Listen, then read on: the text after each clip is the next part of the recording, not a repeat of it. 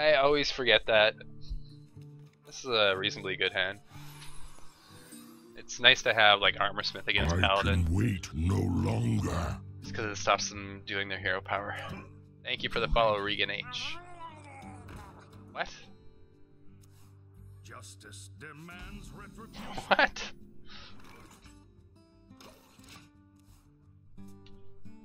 Murloc Paladin.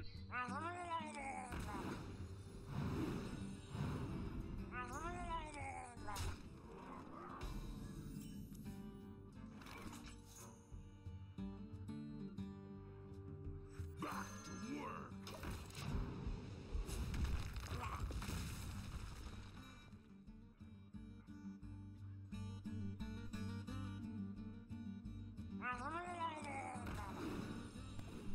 I'll show them. I'll show them all.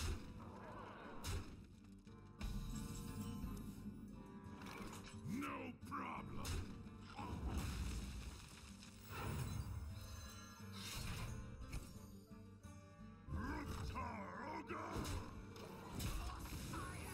People play a lot of weird decks once they actually get to Legend.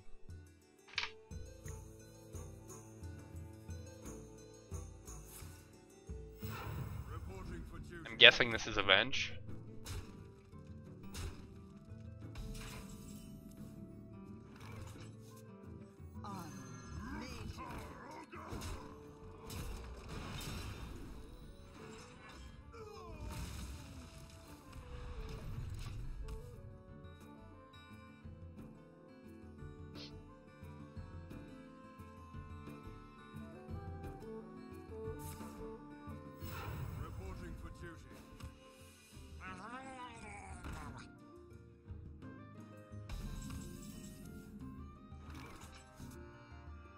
Strike. Back to work.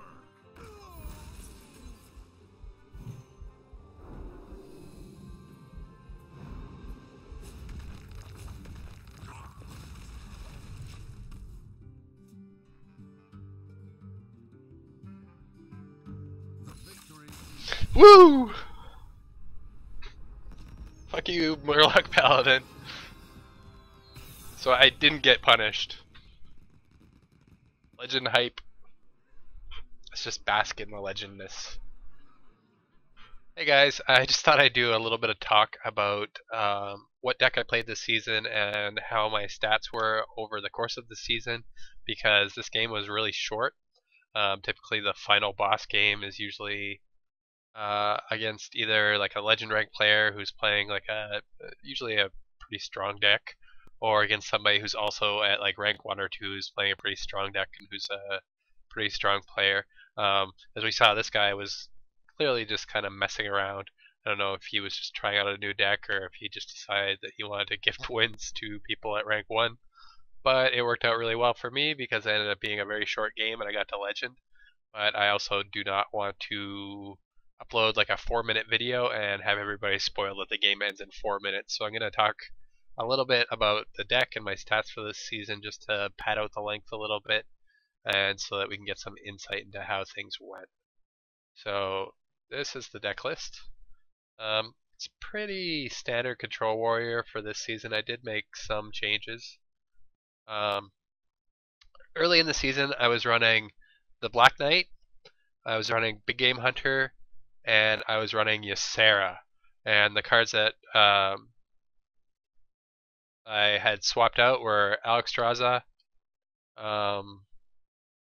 Harrison Jones, and oh my god, I forgot. Baron Geddon. Alexstrasza, Harrison Jones, and Baron Geddon. Now the reason for this is the start of the season, like a lot of other people, I thought Hunter. I thought you would barely see any Hunters at all this season, because typically what happens is when there's a nerf like that to a class, they just disappear for like at least a season or two. It happened previously in the past in the beta. Rogue used to be really, really strong, and they got nerfed, and they kind of disappeared from the meta entirely until Miracle Rogue came along, and that was months and months and months later. But this season, somebody figured out that, hey, Hunter's still pretty good, even without massive amounts of card draw, so people were still playing it all over the place. So after the first few days, I was having a little bit of difficulty with the Hunter matchup, and Ysera in particular is not great against Hunter. Um, she's very slow card. You play her on turn 9 and you get a card, but you can't do anything with her that turn. And typically against Hunter, if you don't have like a really safe play on turn 9, you're probably dead anyway, unless you pretty much already won the game. So I put Alexstrasza um, back in the deck. A lot of regular viewers will know that I typically run Alexstrasza like almost 100% of the time. Alexstrasza is really great because she saves your life. She often allows you to win the game quicker, surprise your opponent, and just get things done a little bit faster than Ysera does.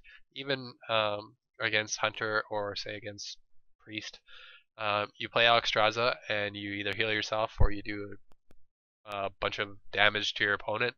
And even if they remove the Alexstrasza that turn, you've still accomplished something. Whereas Ysera, you play it.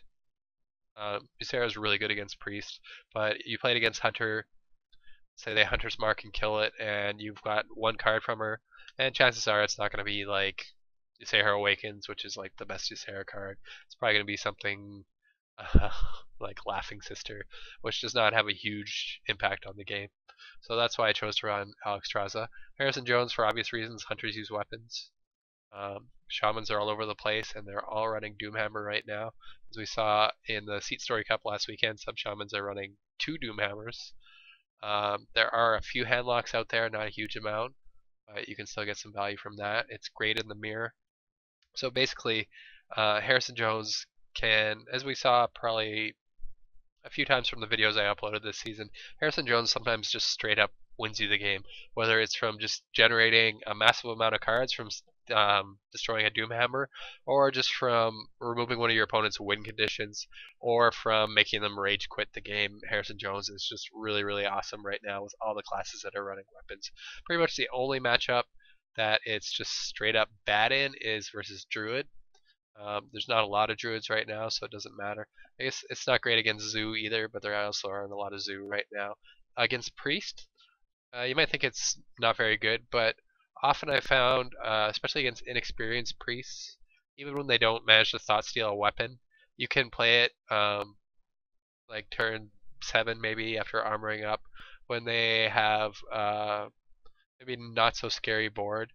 And a lot of the times they'll Shadow Word Death it, which is really great because Shadow Word Death is one of the banes of Control Warrior because look, when you look at the minions that get Shadow Word Death, Sylvanas, maybe not typically getting Shadow Word Death, Sylvanas, Ragnaros, Gramash, basically all your big minions have the potential to be removed by one card from Priest, and if you can bait them into using Shadow Word Death on Harrison, then all of a sudden Harrison is a great card against Priest.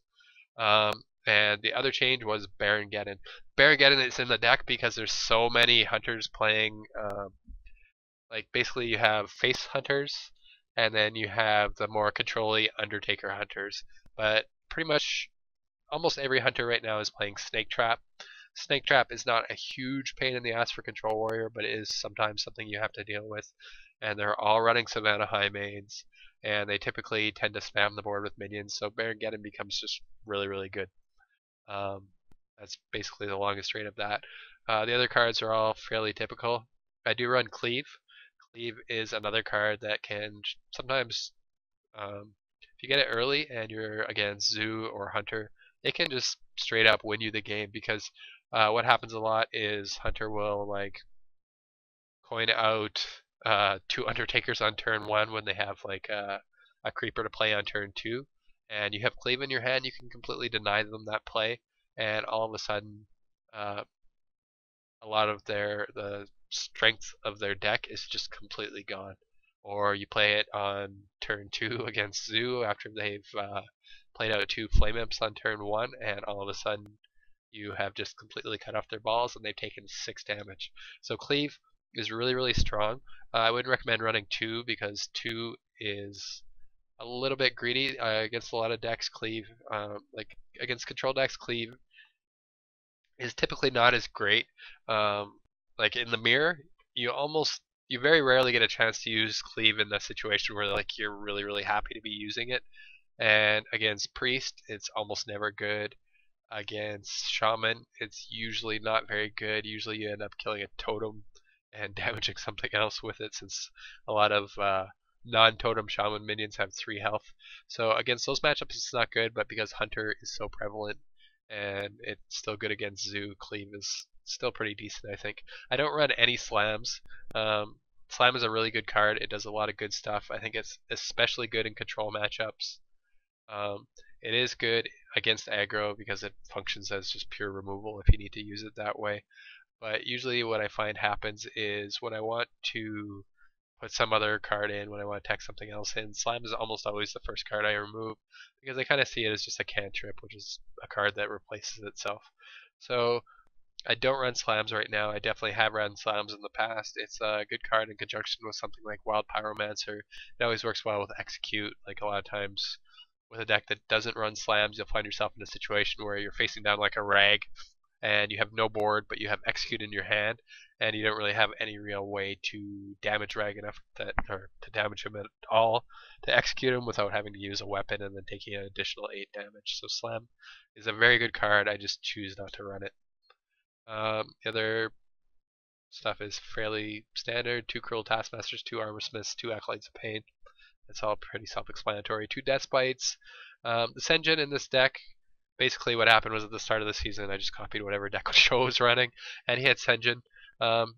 It makes the matchup against Hunter and against Zoo, and somewhat against Priest aggro, but not necessarily a huge factor. But it makes most of those matchups quite a bit better because basically, you play Senjin on turn 4, and either they run a couple minions into it, they use kill command or something like that. It's just basically saving you from 5+ damage potentially.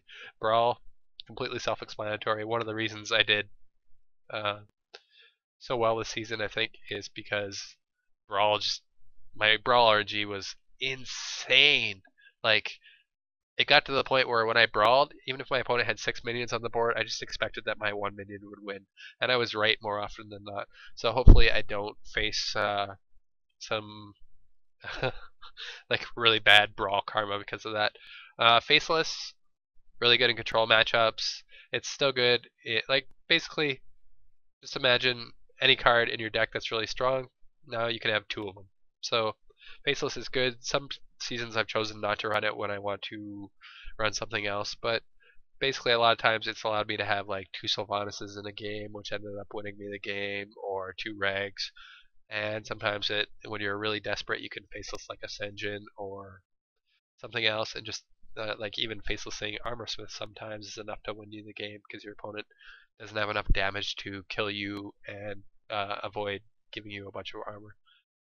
Harrison, talked about previously. Lothab, still a huge card. I think it's almost essential. Basically, Lothab, you play it and it stalls the game out for a turn. Your opponent can't play any spells to remove it. Against classes like Druid that have a big damage combo, you can shut them down for a turn while you build your board enough that you can actually fight them off. And it's just all around a great card. It's like I can't imagine that Lothab will stay exactly as it is forever. I think at some point it's probably going to get a slight nerf, but that's fine. Sludge Belcher, amazing card, despite what some of my viewers may think. You basically create it's almost like Lothab in that you create a situation where you just like pause the game for 1 turn because your opponent has to deal with the Sludge Belcher. Either the worst case scenario is they have silence and they silence it, but you still have a 3/5, so that's not terrible. And the best case scenario is that they have to run like several of their minions into it, and you still have a 1/2 taunt afterwards, so it will shut them down from doing a lot of the stuff that they may want to do that turn. Karen, completely standard, just a pure value minion. You get 2 Yetis for 6 mana. Sylvanas, Sylvanas is Sylvanas. She, even when your opponent plays correctly into Sylvanas, often it forces them to completely change the way they play, which can benefit you greatly. Grom, same old Grom. You have the potential to do 10 to 12 damage to the face from an empty board, which is great. Ragnaros is the man. He wins games. Sometimes he loses you games, but Ragnaros is Ragnaros. So, because this is going really long, I'll just go over my stats really quickly. You can see them in the bottom corner here. My total win rate for the season, if we look down at the deck, because I did play some random OTK games with Warrior, so these stats at the in the top are not going to be completely accurate. 62.9%, which isn't like amazing. It could have been a lot better, but it's something I'm working on. If I played my best in every game, I'm sure it would be a lot higher. Druid matchup was kind of bad, but there wasn't a lot of Druids, thankfully. Druid is, depending on the type of Druid, it's either like an auto win or a really, really annoying matchup. So I'm not super sad about that, and it was only 15 games, so I would expect that I probably have a positive win rate and that was just variance. Hunter 60.3%. That could be better. It's the start of the season. I lost quite a few games because I wasn't playing around Snake Trap and that stuff correctly, but my win rate definitely improved towards the end of the season. You can see that's the matchup that was the most played. Mage, nothing too out of whack there. My win rate should actually probably be higher because Warrior is often an auto win against Freeze Mage, even with the new stuff that they've been doing. So my win rate should probably be a little bit higher than that. Paladin, I only saw 3 Paladins this season, and I won all the games, which is kind of an aberration, because Control Paladin is a fairly big favorite. Priest, the reason why the stat is so skewed here, excuse me, my throat's still a little bit sore, is because at this, basically from rank 3 to Legend, I lost 2 games. Excuse me. I lost 2 games, and a lot of my opponents were Priest. It wasn't that they were necessarily playing bad. I was playing around pretty much all their stuff whenever I possibly could, and I got lucky in quite a few games, and basically just destroyed every Priest opponent I faced in the last like 25 games that I played, which was a fair amount of them. Rogue, I only played 9 games against Rogue, pretty much all Miracle Rogue. Miracle Rogue, the matchup can be pretty tricky sometimes. It's definitely a favorite over Warrior. And some of the games I made definite mistakes, so I'm kind of sad with those stats, but it's okay. Shaman, I was actually pleasantly surprised because I thought my win rate against Shaman was actually closer to 50% with all the bots. Even though sometimes they make like really awkward plays, they still have a really strong deck that's really good against Control Warrior, so I was pretty happy to see that I had that high of a win rate. Sorry, no, Warlock, 63.6%. There wasn't a huge amount of Warlock this season. Excuse me. The start of the season, there were quite a few handlocks because everybody thought Hunter was going away, and then sprinkled out throughout the rest of my Legend run, there were a handful of handlocks, and the majority of those games I believe I lost because there just wasn't enough handlocks to actually specifically tailor my deck to beat them. But against Zoo, I think I did fairly well. I believe, like in the second week of the season, I was like 77% versus Warlock, which is pretty crazy. And then the mirror match, when I was playing the previous iteration of this deck with Ysera, I was over 80% in the mirror match, and then I tuned the deck to beat Hunter, and my stats dropped significantly, but that's something to be expected because when you retune your deck to beat one matchup, it's going to do worse against other matchups, and having Ysera in Control Warrior is really, really good in the mirror, whereas having like Baron Geddon, not so good, but that's the way it is. So that was basically the rundown of my Season 7 Legendary run. Let me know what you guys think. I know this video is now going to be extremely long because I talked for like 15 minutes, but I hope you guys were actually interested in what I had to say. Thank you for watching. Please like, favorite, and subscribe.